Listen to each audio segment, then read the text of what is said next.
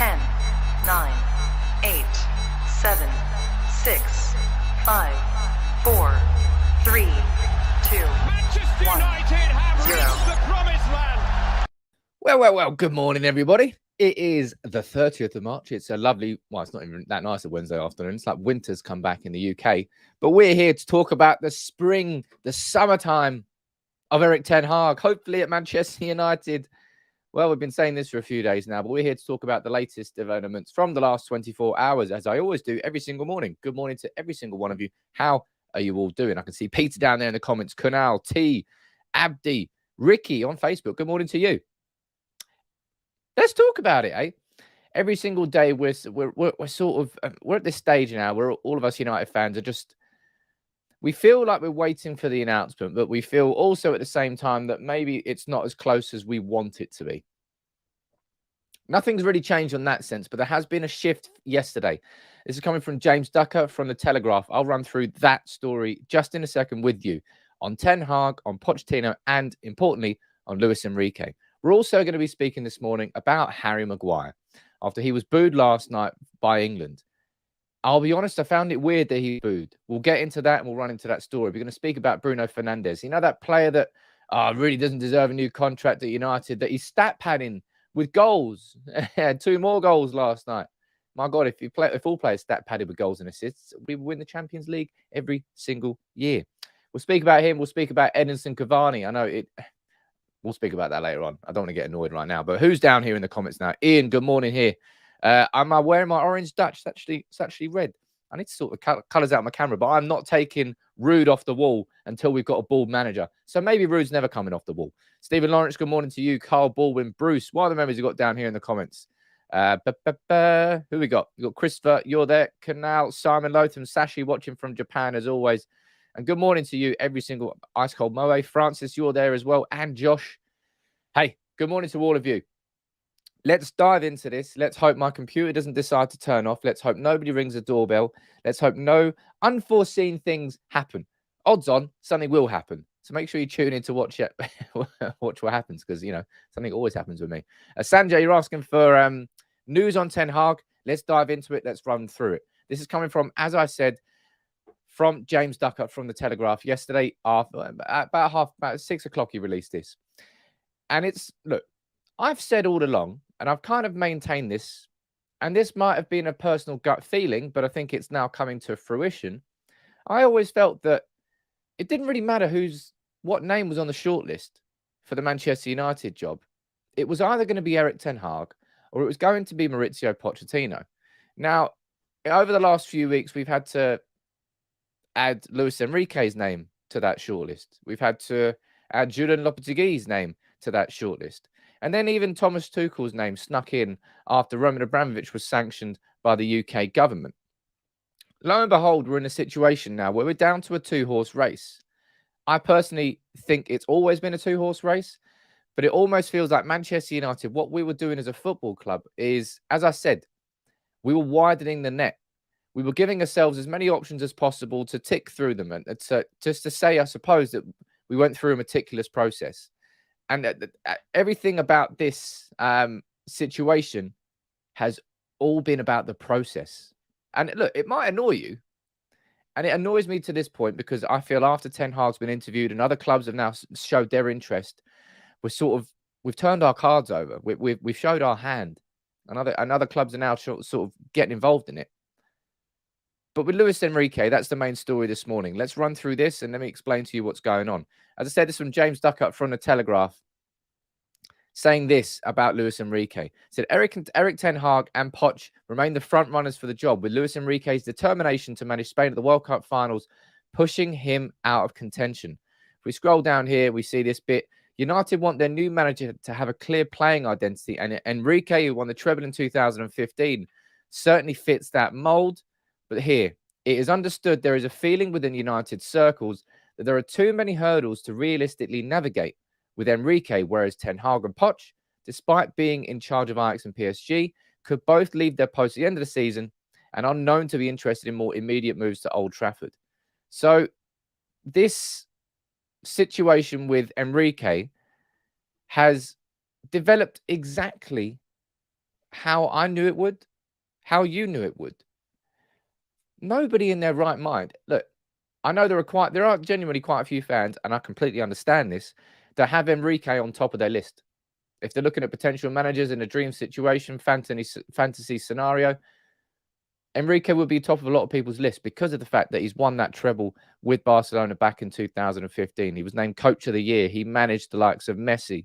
He managed the likes of Suarez. Was Neymar there too at that time? I'm not sure. He's proven himself at a super club to be able to manage huge personalities, big expectations, and deliver on them. And not only that, but if you look at this Spain squad has moved on from the likes of from Xavi, from Iniesta, from Sergio Ramos, that golden generation they had where they won European Championships, World Cup, European Championships, 3 tournaments back to back to back. And they got a young squad now, but they got to the Euros semi-finals where they lost to Italy on penalties, and that was under Enrique's watch. And they're going into this tournament now, and Spain are exciting to watch again. And that's definitely happened under Enrique's watch. So I can appreciate that Manchester United would have looked at Enrique and gone, you know what? Yeah, we should be looking at him. But that's not based in reality. The guy's taking Spain to the World Cup. He's not going to turn his back on Spain before the World Cup. Not in the same way that Julen Lopetegui did. Anyway, Viking Football, you're saying, yeah, MSN were there at Barcelona. Well, there you go. Like, that was probably the greatest front three. One of the greatest front threes has ever been in football. Josh, you're saying, Sam, if we're looking for a manager with a playing style, surely that takes Poch way out of contention. As I've sort of shown in the video I did on Poch, his philosophy is not necessarily based in a playing style. I think there's more of an identity with Poch's team out of possession than there is an identity with Poch's team in possession. There's sort of that aggression, that intensity. That all comes down to the sort of mental side of the game, rather than, okay, being schooled by an actual philosopher. That's a concept of, I actually don't know what the definition of a philosophy. What is the definition of philosophy? That'd be curious to know, actually. Why don't I Google that right now? I'm guessing it's like a chain of thought. The study of fundamental nature of knowledge, reality, and existence, especially when considered in an academic discipline. Who knew? But as I said in my videos I've done on Ten Hag, and I said in my videos I've done on Poch, if one of those managers is going to have a book written about him in 10 years, it's going to be Ten Hag. You know, taking on the total football 2.0, some have called it Ajax. Ten Hag is that philosophy that he has is embedded from the Ajax way, the Cruyff way, and all these little sprinklings that he's done, but he's made his own version of it. Hey, look, you know full well that I'm a huge Ten Hag fan. You know what? I'll go on record now and say full well I would have been massively on board the Enrique train as well. But I just don't think there was ever realistically a chance of Enrique happening. So I thought the whole Enrique conversation, the whole Lopetegui conversation, and by the way, if we scroll down a little bit here and we read a bit more, you go down and you see, look, Julen Lopetegui, he was asked about what was going on. He was asked whether he was going to be Sevilla's manager next year. He said that, no doubt. His words on paper. So you've got both managers in Enrique and Lopetegui both saying, we're going to be here next season. There is no point, there's no chance of speaking to me. And then if you go down here and you see what this is there, and this was also a massively important part of why there's no way that I could see Enrique becoming our manager. Look, there is understood to be little appetite at Manchester United to extend the interim process beyond the end of the season, with Ralf Rangnick in temporary charge. United want to hit the ground running this summer ahead of a crucial next season and feel the squad needs and deserves clarity and conviction going forward. Yeah, all the fans deserve clarity. All the players deserve clarity. Maybe even if there was like a 2% chance of Pogba staying, there's a 0% chance because we didn't even know who our manager is going to be. Let me see down here in the comments. And what you're saying here, sir. What concerns me is the uncertainty. Well, bingo, bango. It smacks more incompetence, but also the fact they feel there is no clear-cut, nailed-on choice. They all have their risks. I'll tell you one thing, and so a gut feeling I get from all of this, a gut feeling I genuinely do get, is that we might well have been wrong about who our number one choice was. I just get this sneaking suspicion that maybe Luis Enrique was on top of the list at Manchester United, and maybe the Luis Enrique situation is what has delayed everything. Maybe because there was conversations again, this is purely assumption, purely just hypothetical, but just my kind of gut feeling from how this has unfolded is it really does feel like Manchester United might have been hopeful that we could have lured Luis Enrique away from Spain and brought him in as a full-time manager. And that is what Manchester United were delaying the whole Ten Hag and the Poch situation. Because if Ten Hag really was the number one outstanding candidate and he had a blinding interview, positive vibes all round, all journalists gushing about it, United gushing about it, then we would have just, there and then, we would have just hired Ten Hag. Might have gone against the process. Maybe that's the reason they didn't want to do it. But for me, there's two reasons why Ten Hag hasn't already been appointed. Number one, he's not our number one choice. And I think that was Enrique. But because that's now out of the way, that's why I've titled the video that Ten Hag is closer. Because Ten Hag is closer. Now that there's no Enrique conversation, and I don't think there was ever a Lopetegui conversation, it really is a 50-50 choice. And then on paper, between Ten Hag and Poch, I guess this is down to opinion again. I think Ten Hag is just the clear and obvious choice, the outstanding favourite among fans. But let's be honest, fan opinion doesn't really mean that much. I might be wrong in saying that, but geez, we all have the fucking Glazers. That's not changed the thing. I don't think that the club is going to be too swayed by fan opinion, nor do I think they really should be. The club should be able to autonomously make independent decisions on their own. They shouldn't be influenced by what people are saying in the press, what fans are saying in the media. That should be separate, completely separate. Maybe it's a little bit different when he looks to a manager and if you want support. But realistically, if Poch came in, even if there was only 20% who wanted him to come in, 100% of us would support Poch if he did come in. Now, that would switch as soon as he came in. He wouldn't come in and just Poch being booed straight away. He might start off on a back foot and have to sort of earn the respect of those fans. But no United fan would have booed Poch if he was made our manager. I just hope now that the Enrique conversation is dead and buried, that this really does accelerate fast. Because tomorrow is the 31st of March. Originally, we were told that we should hope that we could get a decision by the end of March. We've got 48 hours now until that is the case. Do you think, I've already asked you this before, I'll see if your opinions change. You let me know in the comments. Do you think that there will be an announcement by the end of tomorrow? Type yes or no in the comments. I'll see what the percentage is in the comments down there. Viable, I disagree here completely. Poch will not be another disaster. Poch will come in and will improve Manchester United. It's just I don't think he could take us as far as Ten Hag could go. And it's that concept of the identity. We've never really had an identity post-Fergie. Sporadic identity, switched identity. That's a big reason why he's top of the list. Good morning to you, Alf. How you doing there, buddy? Darren, you're saying Ten Hag is a clear choice, so we'll definitely get Poch. That's what United teach you, eh? Paul Bridget is saying we could know by today or tomorrow. I hope so. I hope so. Woodsy, I wouldn't say it's the risk of the hatred of Spain fans. But there was a situation where I think it was last year where Luis Enrique's daughter, I think she was diagnosed with cancer, and the Spain Federation gave him like 3 months off to go and look after his daughter, as they should. But that sort of relationship that Spain has now got with Enrique is that's a part of it, like the human relation. Enrique feels like he wants to give back to Spain because they helped him when he needed help with his family. That's why I just don't think it was ever really a chance, in my opinion, of Enrique coming to United. I don't know why we've wasted our time there. That seems a bit weird. Manesh, you're saying it was always two candidates. I think it was always two candidates as well. But Bruce, you saying no, United are buying time for Poch. United don't need to buy time for Poch. If we want Poch, we've got Poch. PSG are going to pay out 15 to 20 million pounds in compensation on Poch. So there is no need to wait. PSG, I've told you this before, they will literally send a private jet to Manchester, fly everybody out, business class, pay for all the hotels just to save that money on Poch being sacked. They would love that situation. Emmanuel, you're saying no chance it's going to happen. Dan, Margaret, Carson, Robert, no. Oh, Ian, you disagree. You think a decision will be made by tomorrow. Hey, look, I would say the majority of you feel that a decision wouldn't have been made. But Ken, as I've just explained there, the reason it's closer is because this man is completely out of the running, right? There's no more distraction here with Enrique.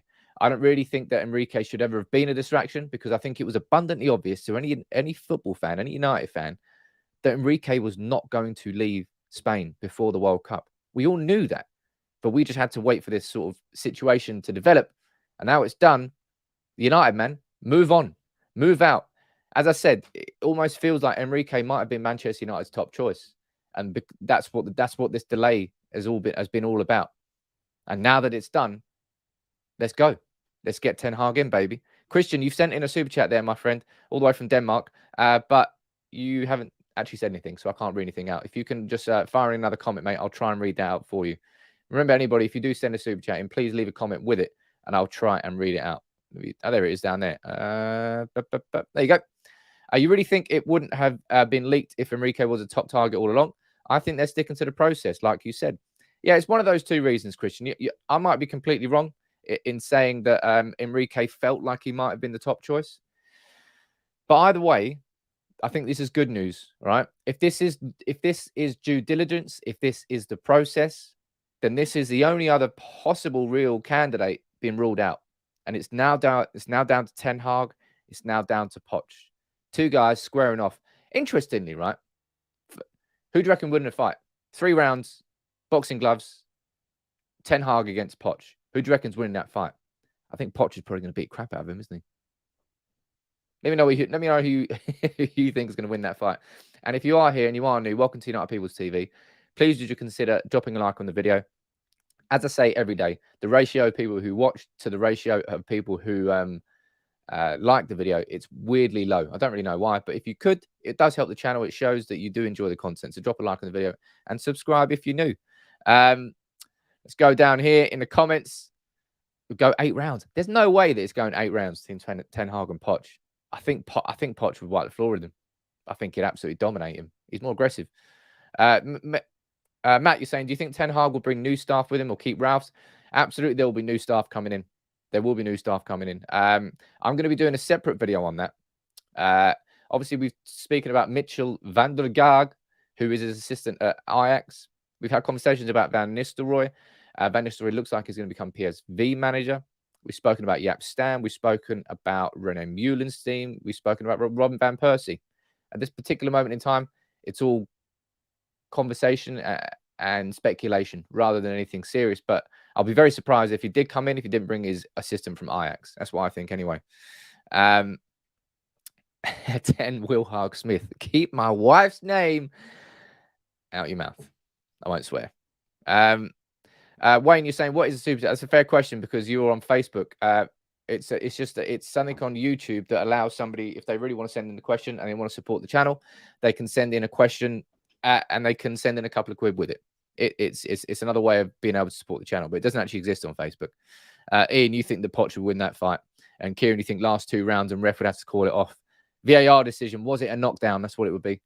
But look, let's move on. Ajax are still very hopeful. I say, of course they are. Ajax are hopeful that Ten Hag stays. Jerry Hamstra, it's a very strange name. He said it would be fantastic if Ten Hag was still our coach next season. He still has a contract, but we know how the world works. For now, he is focused on this season. Time will tell what will happen after. I just don't see how he stays at Ajax now. I think regardless of what happens with Manchester United, I think the Ten Hag and Ajax story has been written. And hopefully it gets finished with an Eredivisie title. That'd be a beautiful way for it to end. But I feel like having gone through 2 rebuilds, having gone to the Champions League semi-final and being 1 kick away from the Champions League final, having then rebuilt that squad 3-4 years later, going through the group stage undefeated, of course, coming unstuck in the round of 16 against Benfica. But Ten Hag has done everything that I think he can do inside that environment with the investment that he is allowed and given, and with Ajax's business model of selling their best players when they're at the peaks of their prices. I just don't see how the Ten Hag story goes any further than this season with Ajax. And whether it's Manchester United, whether it's Borussia Dortmund, whether surprisingly it's Bayern Munich or someone else, I think Ten Hag's going to be leaving Ajax. I just hope that it's to Manchester United. I really, really do. And you're saying, Sam, in my opinion, I think actually having a top quality director of football is going to be more important than who our next manager is in the long term.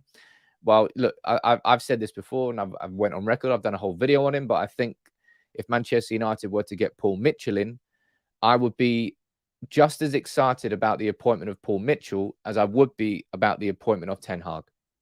That's how impressive I think Paul Mitchell has been in his career at Southampton, at Spurs, at Monaco, and at, where was he before that as well? Monaco, Spurs.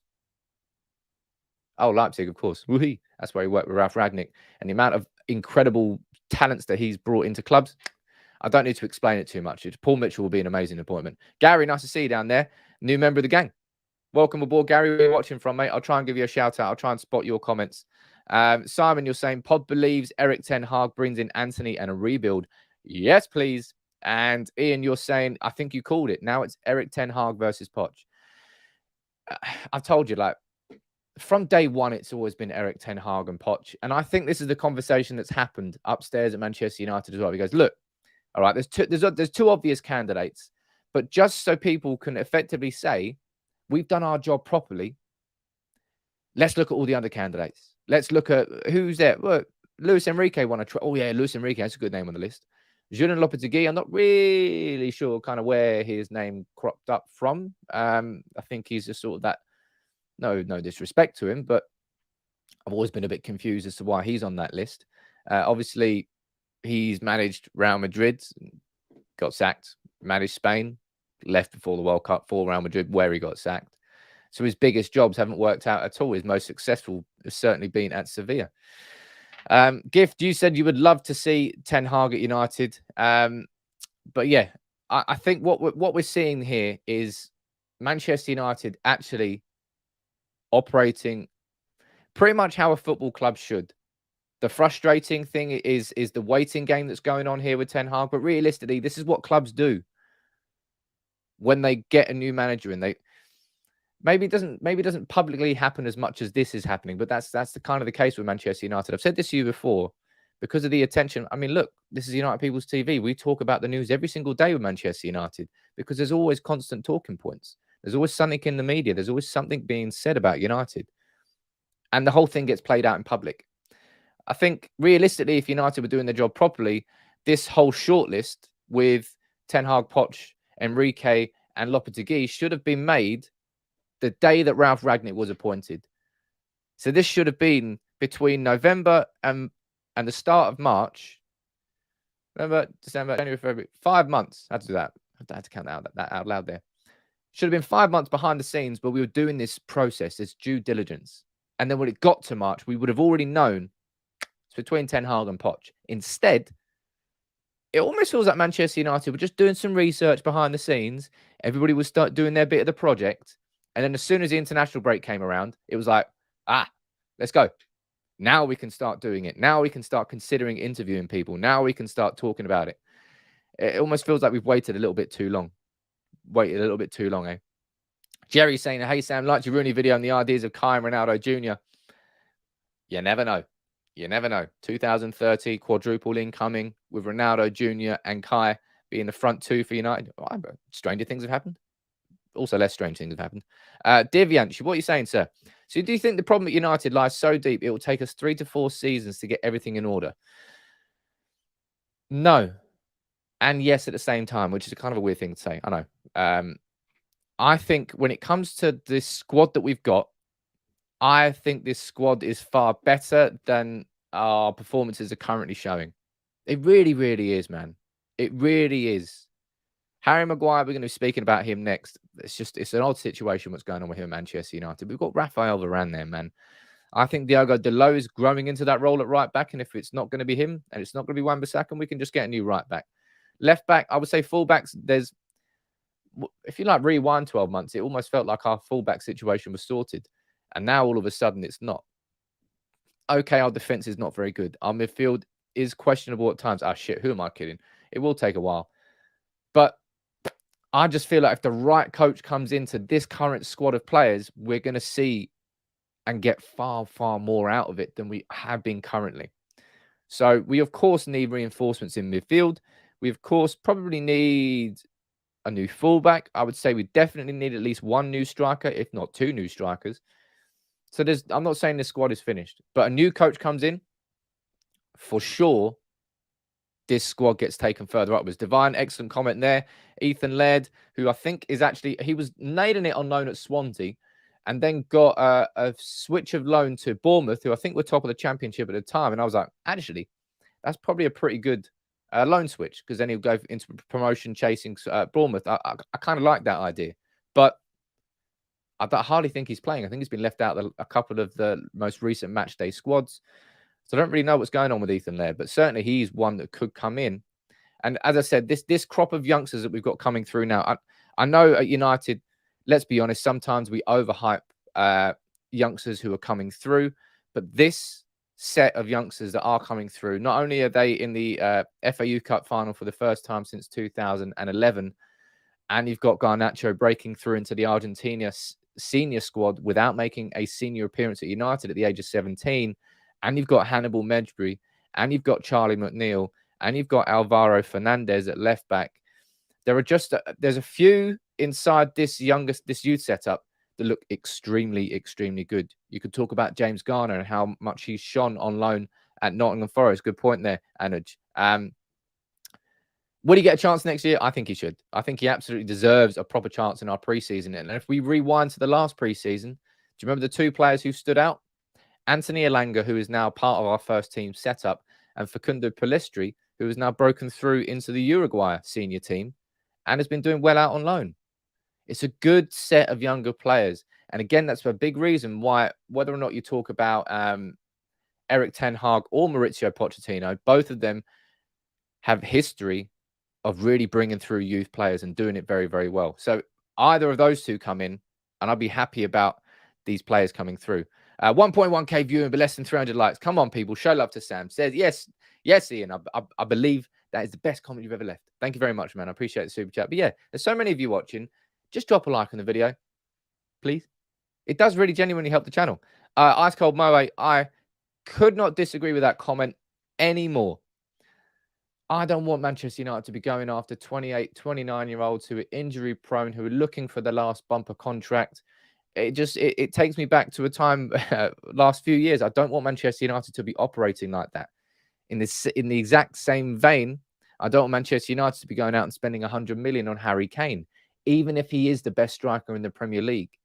United are going to be far better suited at spending 100 million on 2 or 3 players rather than 100 million on one player. Our squad isn't good enough for the crown jewel. There's too many holes all around the crown. That's what Ronaldo was supposed to be, right? Supposed to be the crown jewel that got placed on top of this squad and goes, woof, that was all it needed to take off. Had you dropped Ronaldo in that City team, I don't think it would be a close race at the top of the title this year. They would be dominating it. That's what Ronaldo would have done in that City team. But Manchester United, we weren't ready for that. We didn't cope with it. Tactically, it ruined everything. It changed everything. Ronaldo was never part of the plan. And you saw what happened with Solskjaer. But there's so many questions about Manchester United right now. But we have it just feels a look. Of course, we're all pessimists because Man United has made us all pessimists. But we're on the verge of, if we make the right decisions now, with our manager, with the signings that we make this summer, things can really start to shift and change. We're at that precipice now. We're at a crossroads, and we've been at plenty of crossroads at different points. Before we get Mourinho in, before we get Solskjaer in, blah, blah, blah. Different times, different crossroads. This one now is the one where we can really genuinely start to sort of bury the last 8 years and start moving on in the right direction, or just keep free falling down this path that we've lost ourselves on. We've absolutely lost ourselves on. Josh is saying, this is not the greatest comment in the world. This is just a tribute. Fuck Poch. Ten Hag or bust. Now, that is worth a fiver, Josh. No offense to Poch. Look, we Carlton is saying, why is Poch still on the list? We know why Poch is on the list, all right? And I've said this before, and you've said it before, and we all know it deep down. Poch is not a bad manager, all right? Poch has never been a bad manager. I don't think he ever will be a bad manager. And what's happened at PSG does not make him a bad manager. You cannot ignore that 3-4 year period at Spurs and what he built there with basically no resources. It was incredible. And that's why Poch is still on this list. And that's why I know full well that if Poch came in, United would be a better team for it. Isaac or I can never say his name. Osimhen would be a good strikers. Good as strikers. What would you say, Sam? Hey, Abby, I'm going to be doing videos on. I'm not doing any videos on particular positions, on particular players just yet. I've said to you already, it's fucking pointless. What is the point of talking about who would be the perfect midfielder for Manchester United when you don't know who the manager is? It's a mute conversation until you know who the manager is, and therefore you know exactly who we need to bring in. Tang, you're saying Ten Hag suits United because we need a top-bottom rebuild. A top-bottom rebuild, bottom-top. We need a top-bottom, a middle-bottom, side-bottom, bottom-side. We need all sorts of rebuilds all at the same time. How stupid are a lot of us going to look if we sign Poch and he does bits with us? Look, man, there really is the possibility of that happening. And I've never at any point on this channel, it's obvious who I want. I've always wanted Ten Hag. I've wanted Ten Hag since like before Ragnick came in. And here we are having the conversation back in March. You know, I've stood by my opinion. I absolutely stand by my opinion that Ten Hag would be the better choice. I will also stand by my opinion that if Poch came in, the Manchester United would be a better club for it. The Manchester United would improve. I just personally feel that the ceiling of Ten Hag is greater than Poch. That the trajectory would be a lot more vertical with Ten Hag than it would be with Poch. I think Poch would be like a slow, like a roller coaster, like an old school wooden roller coaster. You're just kind of going there, just going upwards like that. Ten Hag, you're going straight in oblivion. You're going like straight vertical upwards. That's what I feel it's like. That's how I would explain it, right? But look, there's plenty of more talking points here. We could talk about Ten Hag and Poch all day, and we do. We talk about him every goddamn day. But seriously, I hope there's an announcement by tomorrow. My gut is telling me there's not going to be, but United, man, surprise me, baby. Surprise me in the best way possible. But look, we've got to talk about this as well. This is such a big talking point from yesterday. I was considering doing a separate video on this, but what I'm actually going to do my video on today, I'm going to do the video that I think a lot of you have been waiting for, my video on Ten Hag and his tactics. I'm going to be looking into Ajax from 2018 through to Ajax from 2022 and pulling through a tactics video and looking at the formations that he's used in those two times and the players that he's used and how things have developed over time. And also from some words from Ten Hag from my philosophy video. Hey, look, it'll be good. So make sure you drop a like on this video and make sure you watch that later on. But look, Harry Maguire yesterday. I'm sure you've seen the news. Enjoyable week playing for my country, he says. Well, it wasn't really the most enjoyable day, was he? This is what Gareth Southgate had to say on the situation of Harry Maguire being booed by England fans. He said, Maguire is top quality. And in my opinion, he's the best centre-back at his club as well. It's ludicrous. Almost like his every action on the pitch is analysed to death. And then if we go here to see what Jordan Henderson said on Instagram, he said this. He said, I can't get my head around what happened at Wembley tonight. Harry Maguire has been a colossus for England. Without him, the progress made at the last two tournaments would not have been possible. To be booed at his home stadium for no reason, what have we become? What happened tonight was just wrong. As someone who wants to win with England, I feel fortunate to share a dressing room with him. We all feel the same. So I want you to tell me in the comments, what's your opinion on what happened with Harry Maguire last night, right? Because I'll be honest straight up here and I'll say, I found it really weird. I found it very... Look, you know full well that I've been a very vocal critic of Harry Maguire as captain of Manchester United. And I've done that on purpose. I've focused on his captaincy rather than just ability. I think Harry Maguire, as he's shown for England, he was in the team of the tournament at Euro 2020. England's best tournament since 1966. In a final where he scored quite possibly the best ever penalty that's been scored in a pressure situation like that. Broke the goddamn camera in the top right-hand corner. I found it very, very weird that England fans were booing Harry Maguire. And I want to know what you think about that in the comments. He's been like, Jordan Henderson's right. He's been nothing short of phenomenal. It's what pisses United fans off the most. Harry Maguire for England is a very different Harry Maguire than what we see as Manchester United fans. Now, Gungshi, this is one thing where you're absolutely spot on. Gareth Southgate calling Harry Maguire the best centre-back at our club.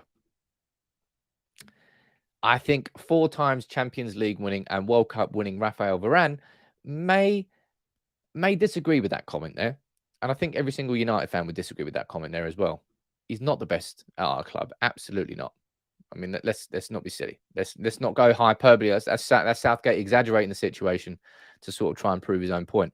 Abby, you're saying Erik Ten Hag as manager and Wazza as assistant would be a dream scenario. No, it would not. I don't want Wayne Rooney to come anywhere near Manchester United, and at least for the next few years. I want him to continue developing his career. He's done extremely well at Derby. Okay, then move. I want ideal situation for Wayne Rooney. The next move is to move up to a club inside the Championship that's pushing for promotion, a club that usually finishes like between 5th and 8th. I want him to go to a club like that, so then he can push for the promotion in the Championship. Boom. A cheap promotion in the Championship, come into a Premier League club. Managing the Premier League in a club that's sort of expected to get relegated, avoid relegation with that team, boom. Move into that team that sort of finishes mid-table. You see where I'm going here. I want Wayne Rooney to work through the ranks. Managers rarely do that these days. Everybody's sort of catapulted quickly. Lampard being the perfect example, and the perfect example of it not fucking working. Steven Gerrard, I think, is the example of doing it and doing it properly. Although Rangers was a big step in, it was still in the SPL, so it was still out of the prying eyes of the press. Very successful at Rangers, and what he's doing now at Villa is extremely good. So he's taken far quicker steps on the ladder than Wayne Rooney has. But look, if Wayne Rooney is going to work at Manchester United, it's not going to be anytime soon. That's why with the picture that I put on Twitter, I said United in 2030, 8 years' time. I don't want him to come anywhere near United. Witterbird, you're saying, I think it was terrible, talking about Maguire. Not a fan of Maguire, captain. England, he's great. The whole England was a forget-me game. So Maguire was being singled out. And at the same time, I think it was booed before kickoff. So it's got nothing to do with the football. It's just he's getting booed because it's almost like England fans are being offended for United fans. And most of them probably hate Manchester United, which makes it even weirder. They're sort of embodying our own anger towards Harry Maguire. Because Harry Maguire for United has been an absolute calamity this season. He just never has been, ever, for England. And you're saying Maguire in a team that doesn't play a high line is quality. Maguire, any club that does play a high line and requires quality on the ball is shit. Leicester City played a semi-high line when they won the Premier League. Obviously, they were playing that ball over the top. They kept repeating for Jamie Vardy was something that really allowed them to win the Premier League. But Maguire was very good at always breaking through the lines. Mr. Band saying Maguire's on the staff if he thinks Maguire's our best defender. I think that as well. Maguire hasn't played in United as well as he has played for England. Maguire was in the team of the tournament at Euro 2020. I believe the fans booing him were sending a message to Southgate, who will still select him even though he's performing badly for United. That's no reason to boo an England player. Honestly, I'm not saying any of you in the comments are trying to justify it. I don't think any of you are. But I don't think anybody can really justify the fact that Maguire was booed yesterday for England. It doesn't make any sense. And as I said, this is coming from a massively fierce critic of Maguire in a United shirt as United captain. He definitely plays better without that responsibility of the armband on his shoulder, though. Maguire should go to the MLS, says somebody in the comments. Look, Maguire, I don't know what's going to go on Maguire. I don't think he's going anywhere anytime soon. Let's go. They also have Prime Kante. Yeah, that's probably more of a reason. Because as mad as it sounds, the league is a better place with United playing well. No matter what, every team looks for when United are coming to town. That's the way it goes, man. ABU, anybody but United, baby. England fans don't have any reason to be angry at Maguire. They're just jumping on the bandwagon. Yeah, that's what I agree with Adrian, and that's why for me it's just a bit weird. England fans don't do that. England fans don't jump on United's bandwagons. So look, I was going to do a separate video on this because obviously it's going to be a big talking point today. But I'd rather talk about Ten Hag and I'd rather talk about his tactics. So I'm going to do that instead. No offense, Harry, but look, we've had a little conversation there about Harry. I completely disagree with the fact that he was booed. I found it weird. I found it unjustified. But England fans are weird, let's be honest. A lot of football fans are weird. Chris, you're saying, I think the fact that Maguire's club form has been terrible but still gets an England call-up doesn't sit well with fans when others are more deserving. Again, I think that's that is a fair comment, Chris. I think you're probably right to a degree, but again, I don't think that's going to reach the scale of booing inside a stadium. If it was like that, it's just going to be a couple of I think, was it Tomori should have been called up to that England squad. He's been playing superb. Or was he called up? I'll be honest, I didn't actually watch. I don't actually know who else played. Maybe Tomori played. Go down here. If Maguire was booed with a United shirt on, would there be... No, nobody would even be having a conversation about it, Gary. Absolutely not. It's just a bit weird. It happened in an England shirt. Really, really weird. And Divyansh, what you're saying here, so if it doesn't cross my senses how a player who's been horrendous all season long was picked for a national game. Because Gareth Southgate is picking players who have never let him down in an England shirt. And he's definitely got loyalties to certain players. That's why Luke Shaw is starting. That's why Luke Shaw scored in the first game, because he was in the team of the tournament as well. Luke Shaw and Maguire are going to be two players that Southgate never forgets about, no matter how shit they're playing for England. And both of them have been absolutely abysmal this year. So maybe I think what Chris said there in the comments is a fair comment. I think when it comes to form, it's kind of out the window. When it comes to player loyalties, Southgate's thinking differently to everybody else. But yeah, I found it very, very odd. I found it very, very odd when he's done so well for England. I'll be completely honest, and I actually completely agree with Jordan Henderson on that one. I'll tell you two players who played well last night though. Abengo Bango, Bruno Fernandes, bam, banging in 2 goals for Portugal as they qualify for the World Cup by beating North Macedonia, which Italy couldn't do, by the way. Ronaldo got the assist for the first one. I'm not sure who got the assist for the second one, but Bruno Fernandes, I'm so glad United have not given him a new contract. And because he's just one of those players who, like, those stat padders who just keep scoring tons of goals and getting loads of assists. I don't like those players. I want somebody with like 98% pass accuracy. For the life of me, I will never in a million years understand the anger that goes towards Bruno. I know there are parts to his game which are bullshit. I'd love it if he didn't whine. But he does whine. It's part of his personality. Fuck it. I don't like it. It's not going to change. I'm not going to get pissed off about it because it's not going to change. If he's still doing it when he's 27, ladies and gents, it's not leaving his game. So don't waste your energy getting annoyed.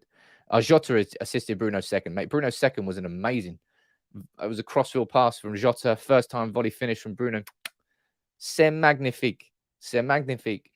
But look, so many United fans like to get angry at Bruno Fernandes when, for me, he's effectively bottom of that list in the squad of players I'm going to get angry at. He's going to get so much leeway from me constantly. And yeah, there are a lot of things that he gets wrong, but he's that sort of player. I've already said this on paper. Trent Alexander-Arnold and Kevin De Bruyne are 2 players who have given away possession more this season than basically anybody else in European football. Does that mean City fans are going to get angry at De Bruyne, or Liverpool fans are going to get angry at Trent? No, they're just that sort of player. But that's where the biggest thing that Bruno's got to bring into his game is maturity with game management. You don't always need the Hail Mary. You don't always need the full intensity. You need to know when to scale it back, when to pass sideways, and when that Hail Mary's on. If he can improve that element to his game, it will take him completely onto another level altogether. But people trying to really slam Bruno, you're of course United fans, but you're just wasting your energy. I don't understand it. It's weird. It's odd. I'll never, ever agree with it. I really won't. Fizz, you're saying we should switch to 4-4-2 with Bruno and Ronaldo up front. Well, Bruno and Ronaldo, a lot of people have been saying that Bruno and Ronaldo can't really work together. Well, they worked together pretty well for Portugal last night. That's all I'm saying. Bruno hasn't shown enough professionalism at the field, bickering at the ref while the clock is ticking instead of focusing on the game. As I said, that part of his game, that's that when it comes to maturity and when it comes to a bit of game management, that's what he needs to improve. Maturity, game management, and decision-making. Because he has got all the ability in the world to find like a sharp 30-yard, low-driving pass to somebody, or a 40-yard cross-field ball, or a little tricky 1-2, or a shot from outside the box with his left or right foot. Bruno Fernandes is an incredible footballer. And I'm so happy that he's going to sign a new long-term contract at Manchester United. We've got Bruno, man. Bruno's staying. And I've watched a lot of shit United over the last few years. Bruno is not in that category. Yes, there are things you can improve, and I've spoken about this before, but I will always defend Bruno Fernandes. I just don't think a lot of United fans remember where we were before he came in. Jesus. Matt, you're saying any news on Ten Hag? Sorry, I'm late, my friend. Big ups to you. Well, Matt, quick run through of the main story that we started with this morning, and that was from It was from James Ducker last night from the Telegraph, and it was just an article where he was running through and explaining now that this man is out of the running completely. That Luis Enrique, he is not part of the race. It really is now down to a 2-horse race between Erik Ten Hag and Mauricio Pochettino, as we all knew it was, and it always has been all along. And any Enrique thing was a distraction. Any Lopetegui thing, in my opinion, was just distraction. That's Manchester United doing their due diligence and doing the process. But now that Enrique's out of the running, I'm hoping that we are closer to that announcement. That's what we always want. Gary, you're saying that the likes of Roy Keane and Rooney always moaned and no one said anything because they were winning stuff. Why do people moan when Bruno does it? Frustrations on the pitch reflected in the crowd. I think the game against Atletico Madrid. The game against Atletico Madrid perfectly reflected that. In the first half, when Manchester United, when Old Trafford was absolutely bouncing and buzzing, the players were bouncing and buzzing. In the second half, when everybody started to get nervous, really nervous after they scored, of course, the players started to get nervous. The tension started to build, and the players really reflected the mood of the stadium from the first whistle to the last whistle. Stephen, you're late, but I've just given a little recap there. I can't give another recap. I can't be doing recaps all day long. But yeah, Enrique's out of the running. Ten Hag or Poch. It's only one of the two, and one's an outstanding candidate. So I'm hoping now that we can just move ahead with Ten Hag. Get it done, man. Because if we don't get it done, I tell you what, we're going to lose Ten Hag to someone else, and that will make me furious. It really, really will. Look, before I do move on, there's another talking point that we've got to speak about here. At least one more talking point, and you're going to send me your questions in the comments as you always do. Drop a like on the video, ladies and gents. I know I say it quite a few times throughout the video, but it does stagger me. The comparison, the ratio between how many people watch and enjoy the content down to how many people actually like the content. Because it does help. It helps the channel grow. And let's just try and make us bigger and better, eh? Portuguese are just emotional. Listen to some Fado. Fado? Who the hell is Fado? Don't know. I've said that's part of his cult. That's part of the culture that he's grown up in. For sure it is. I don't think it's the best part of his game, but it's part of his game. I'd like it to stop. Don't think it will at this point. Tell you who I wish would stop playing for Man United right now. My word. Edinson Cavani's been injured again, ladies and gents. Who could possibly have seen that coming? Bad news for United, says Fabrizio Romano. As Edinson Cavani leaves the pitch with an injury during the Uruguay game. A new problem for El Matador. El never plays. El whatever you want to call him. Edinson Cavani, man. Love the guy when he's on the pitch. Think his attitude is wonderful. Wish it was an infectious attitude, but it's like he's constantly infected. It's like he's permanently got gangrene. Edinson Cavani leaving Manchester United in the summer, and he'll leave great memories behind of that 3-month period where he was just like shining and dominant. And I think that's when Rashford found his best form as well. But also at the same time, Jesus Christ, this guy picks and chooses when he plays for United. This guy is injured more than he's not injured. I swear he's had more injuries than hot dinners in Manchester. And he got given like an extra 3-4 weeks off during the last summer, so he didn't leave the club. Absolute sick note. Proper sick note. And look, I suppose that's what happens when you get to the age of 35 and you've been playing the type of football that Cavani's been playing his whole career. He's been injured on and off permanently for like the last 3 seasons, including his last year at PSG. It's sad. It is what it is. There's no point really talking about Cavani as an option anymore at Manchester United. We may as well just rule him out. We may as well just, I don't know, accelerate Charlie McNeil. I don't want that to happen. I want him to come into the team when it's right for the first team. But with this Cavani and this picture there, just that image of Cavani down there and injured, it's a big reason why Ronaldo struggled this year. It's had a consequence of affecting Ronaldo because we've had our alternative to Ronaldo was supposed to be Cavani. We were supposed to be able to flick between Cavani and Ronaldo. And instead, we've had no Cavani at any point. And instead, Manchester United just had to sit there and watch Ronaldo play week in, week out. And who knew that his best performance against Spurs was going to come up after he had a little bit of a rest. Who could possibly have seen that coming? But look, Cavani's type of fella, says Gary, who likes to ring in sick to work all the time. Hey, look, definitely. And look, I won't mention his name too much, but Peter's right. Of course, we've missed not having Greenwood in the squad and the limitations that that's given on us, because everything that happened with Greenwood, then Martial was sent out on loan, and Cavani's been injured the whole time. We went into this season. I remember the excitement going into this season with our attacking options. We were like, yeah, man, we are spoiled. And just one at a time, those options just got taken out to the point where we've now got Ronaldo and a completely and utterly out of form Marcus Rashford as our only two real striking options. And Rashford's not a striker, and he never will be a striker. So we literally have 37-year-old Cristiano Ronaldo. That's a big reason he's been overplayed this season, through an absolute lack of alternatives. Martial could have had his chance. Ralph Rangnick told him, he said, look, if you train like you're training, you're going to get chances here. But he made his mind up before Rangnick even came in. And I'll be honest, I don't miss Anthony Martial. I don't think Martial would be solving many or any of our problems right now. I think it will just be another player to be frustrated with. That's what Martial would be like if he was still at Manchester United.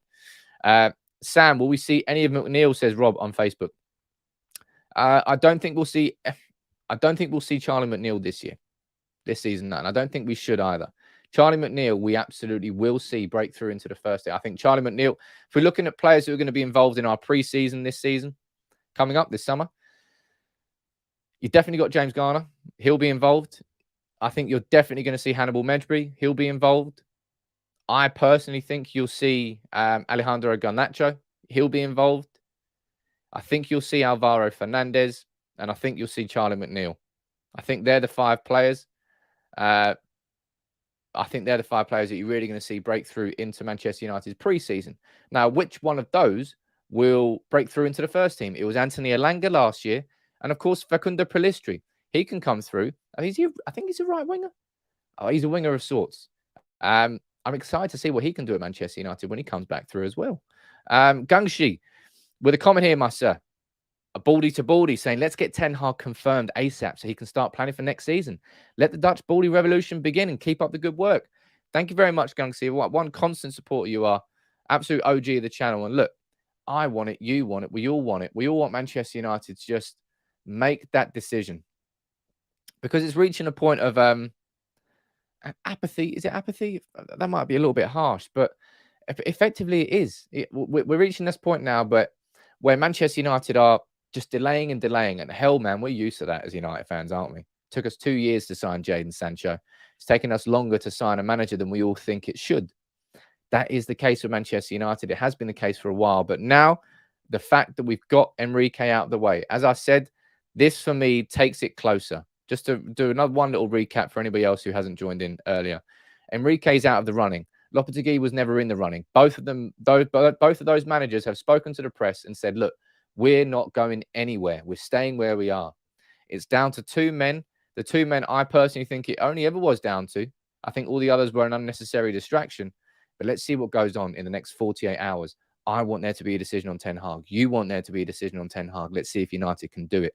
But look, anybody else got any more questions? We've got a few minutes left. You fire it in and I'll try and answer as many of your questions that you send in as possible.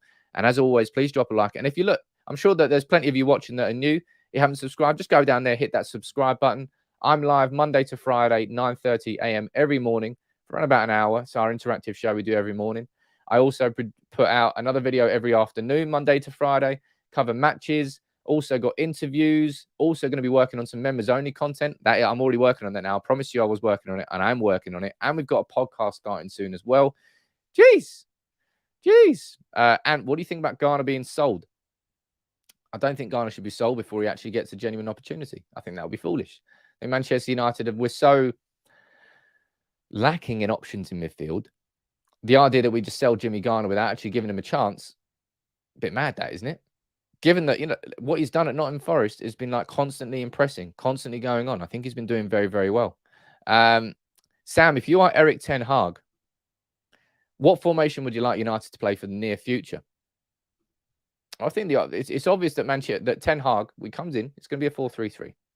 It might switch to a 4-2-3-1 when it comes to like defending in the shape, and then switch into a 4-3-3 and having one holding back. There's variations on it, and I'm going to run through that in my tactics video later today on Ten Hag. But I don't think Ten Hag can really have any sort of influence in it. Rangnick will have an idea in his head, and I hope that Ralph is really leading these conversations behind the scenes. We don't know whether he is, okay? We don't know how much conversation that Ralph is having, how much power he's being given. But I hope that Ralph is really being influential in this decision on who the next manager is. And maybe that's why he's focused towards playing a 4-3-3. Maybe because he thinks it's going towards Ten Hag. But I'll be honest, Poch kind of plays a 4-3-3 as well.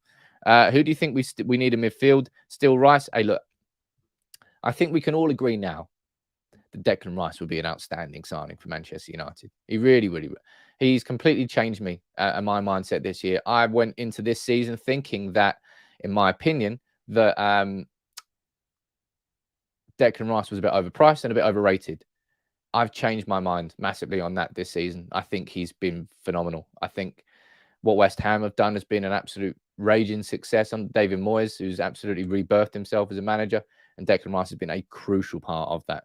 Diviant, you're saying, do you have any plans for fan interactions with the channel? Any chances to contribute to the overall functioning?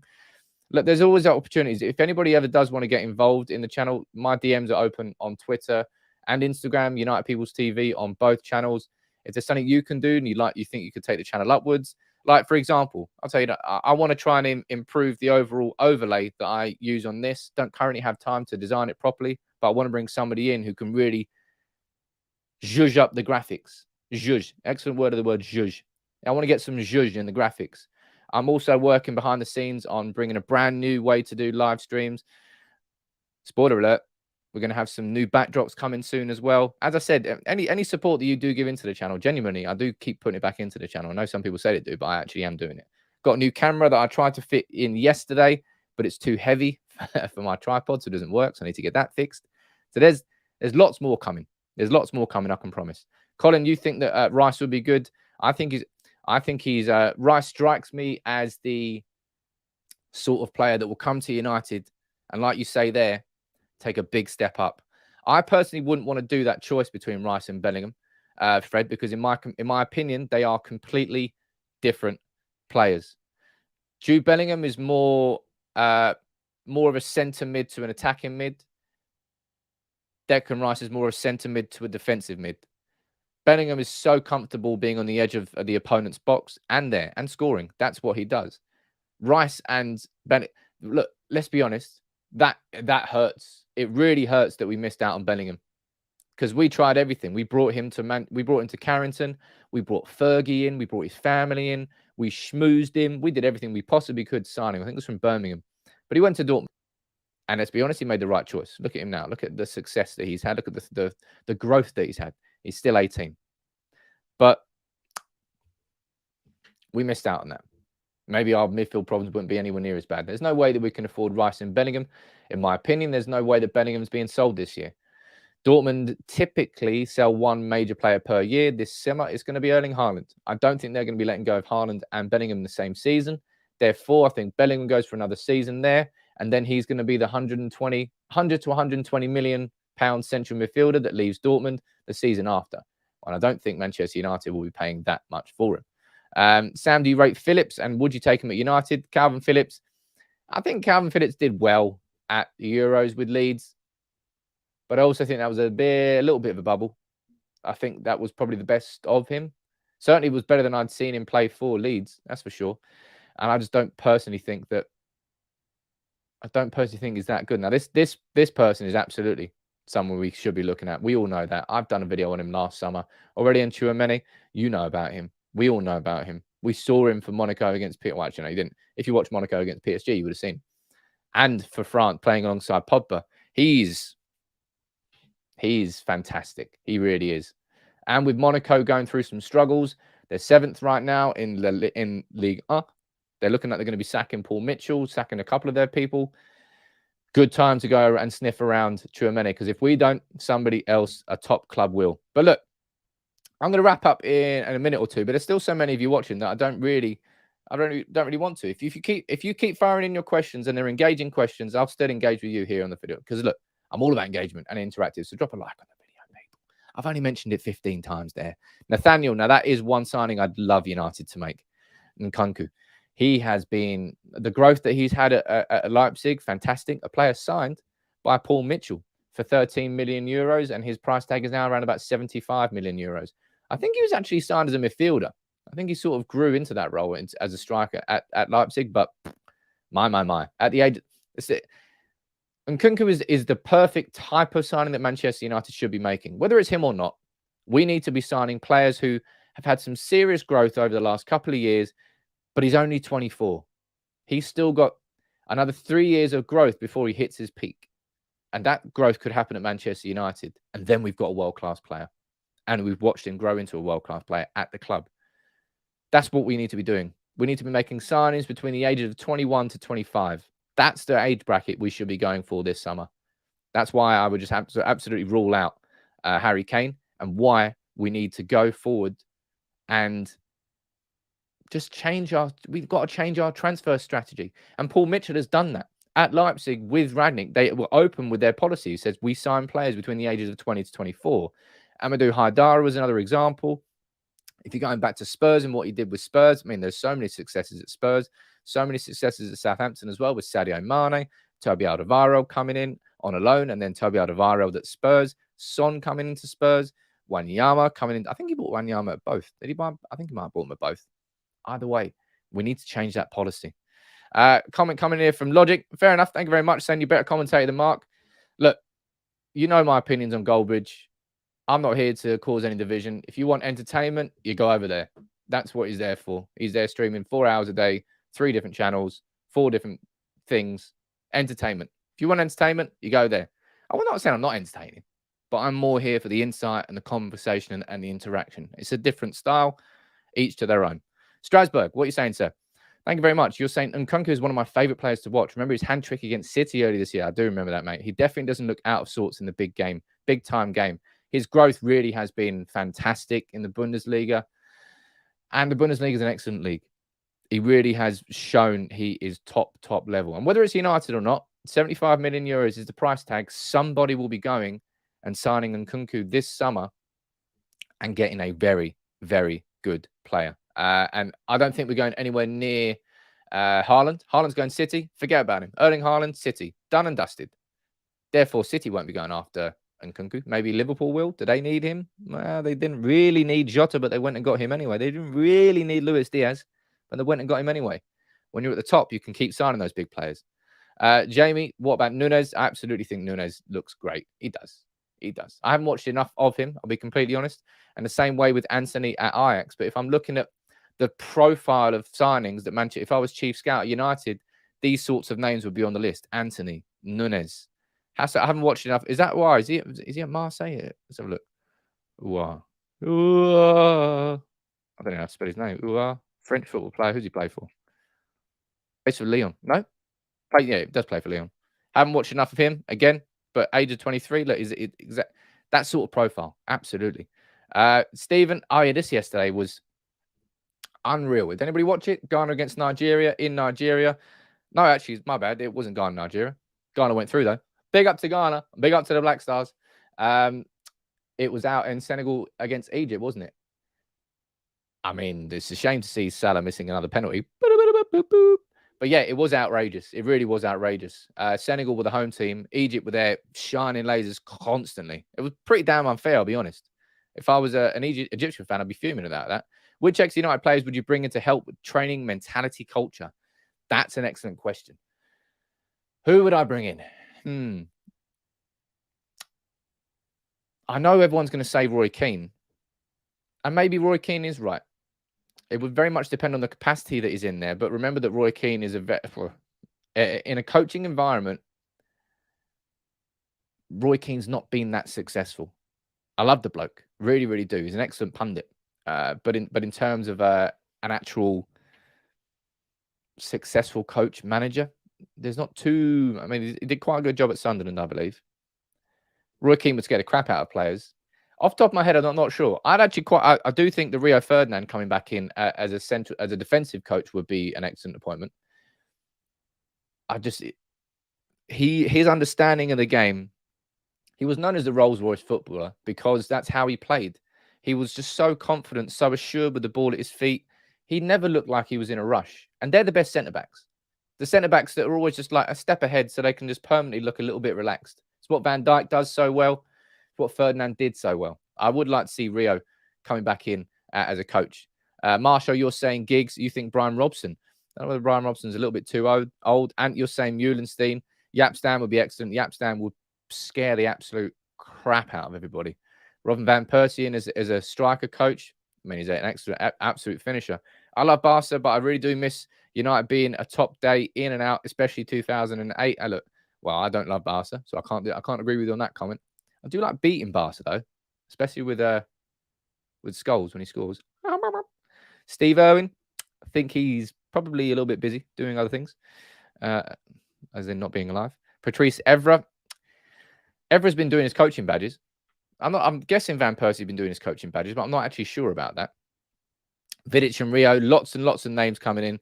Yeah, I like to get Dennis Irwin in, but I think Steve Irwin, as Josh says, it might be a little bit of a challenge. Look, the excellent pundits.